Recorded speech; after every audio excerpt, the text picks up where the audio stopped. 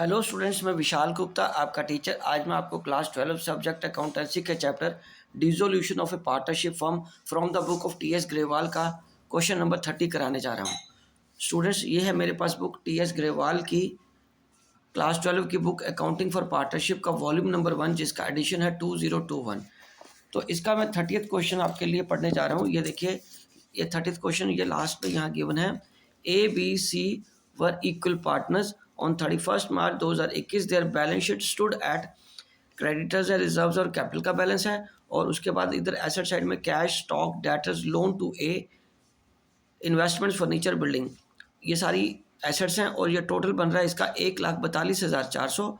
And नीचे adjustments given है। The firm was dissolved on the above date on the following terms. तो ये adjustments तो चलो एक एक करके हम पास करते जाएंगे, बट साथ के साथ उसने हमें क्या बताया है करने को, उसने हमें बनाने को बोला है। आप इधर देख रहे हो बुक का पेज दूसरा, जहाँ realisation account, partners, capital account and cash account showing how the accounts would finally be settled among the partners. तो इसके साथ साथ हम इस एडजस्टमेंट भी पढ़ते जाएंगे और क्वेश्चन भी करते जाएंगे। तो ये देखिए, मैंने रियलाइजेशन अकाउंट का फॉर्मेट 30th क्वेश्चन के लिए कैपिटल अकाउंट्स एंड उसका जो कैश अकाउंट है वो फॉर्मेट बना के रख लिया है। अब एक एक करके मैं आपको बताता जाता हूँ कि how to attempt this question. तो जैसे कि मैंने बाकी क्वेश्चंस में करता हूँ, सबसे पहले बैलेंस शीट को ब्लैंक करना है। लाइबिलिटी साइड से शुरू करते हैं। सबसे पहले इधर आ जाएगा क्रेडिटर्स। बाय क्रेडिटर्स करके कितनी फिगर है हमारे पास? 50,400। क्रेडिटर्स कितने के हैं? 50,400 के। और उसके बाद इधर से अगर मैं बात करूं तो इधर क्या है? By balance brought down as नीचे कैपिटल में लाइबिलिटी साइड में क्यों रहा है ना, 40,000, 25,000 और 15,000। ये आ जाएगा 40,000 और ये 25,000 और ये 15,000 का। और साथ में हमें क्या गिवन है? रिजर्व्स। तो रिजर्व्स भी उनको बांट देने हैं, रिजर्व्स बांट देने हैं उनको ओल्ड रेशो में। और ओल्ड रेशो क्या गिवन है? इक्वल है। तो हमें कुछ ज़्यादा करने की ज़रूरत नहीं है। इक्वल है तो 12,000 डिवाइडेड बाय 3 कर लो। 12,000 डिवाइडेड बाय 3 करके ये 4,000 ईच आ जाएगा। ये 4,000 ईच आ जाएगा। ओके जी, ठीक है। तो चलिए अब आगे हम बात करते हैं एसेट साइड में। एसेट साइड में सबसे पहले कैश का बैलेंस हम इस तरफ लिख लेते हैं, bye balance brought down. Cash का बैलेंस कितना है? 3700 का। ठीक है स्टूडेंट्स। और बाकी एसेट्स हमें इधर ट्रांसफ़र करनी है। तो इधर में आ जाएगा टू स्टॉक।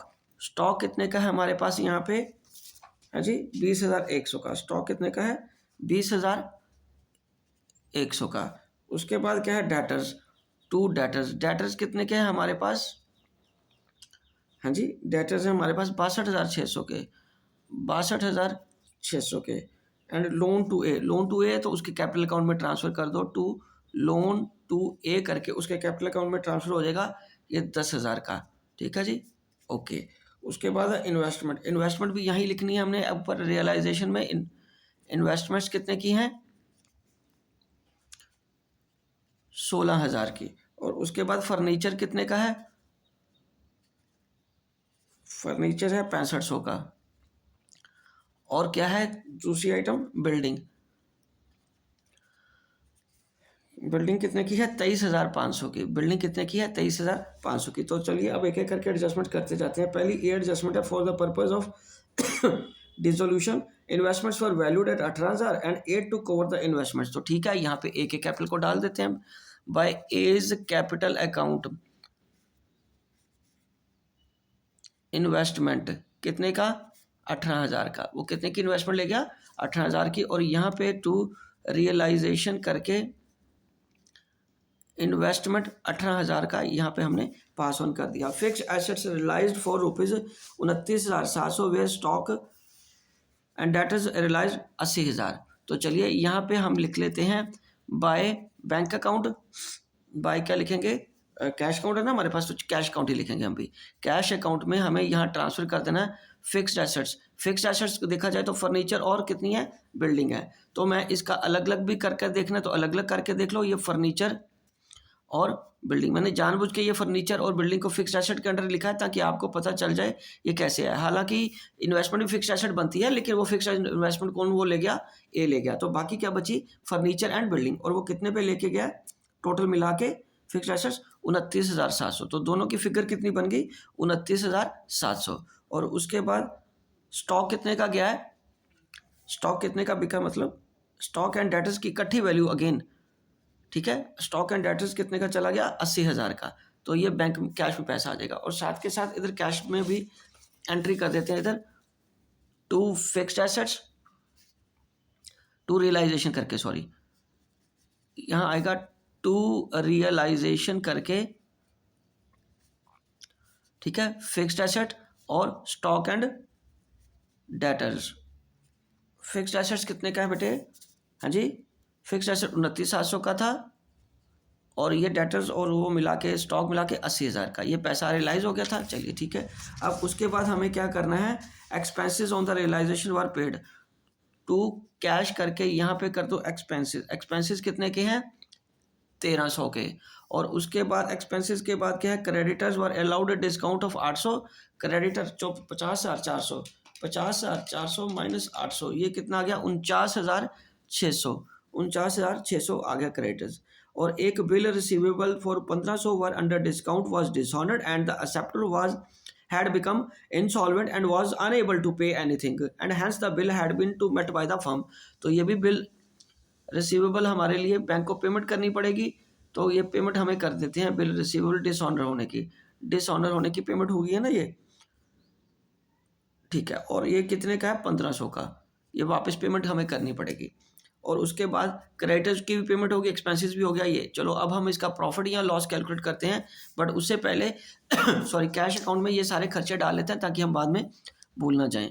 बाय रियलाइजेशन करके यहाँ पे क्या आ जाएगा, एक्सपेंसेस, और इधर क्या आ जाएगा, क्रेडिटर्स, और इधर क्या आ जाएगा, बिल रिसीवेबल डिसऑनर्ड, जो हमें पैसे दोबारा जमा कराने पड़ेंगे, उतना हमारा कैश कम हो जाएगा, पेमेंट हो गई ना, तो ये 1500 ये यहाँ से आ गया। चलिए ठीक है, अब उसके बाद हम दोनों साइड्स का टोटल करके देखते हैं क्या प्रॉफिट आता है या लॉस आता है। पहले मैं क्रेडिट साइड करता हूँ, 50,400 जमा 18,000 जमा 29,700 जमा 80,000, तो ये आ गया 1,78,100, 1,78,100।